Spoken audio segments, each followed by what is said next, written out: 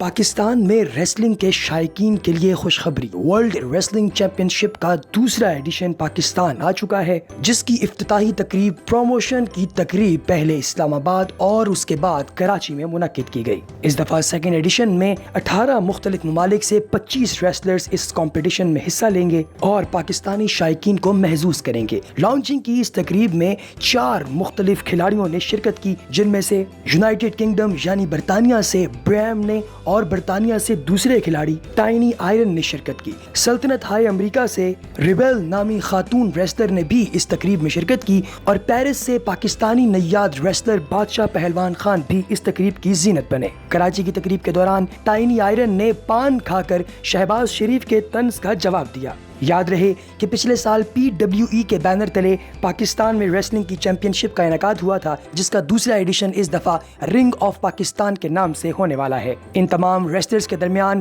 مختلف میچز اسلام آباد اور کراچی میں کھیلے جائیں گے۔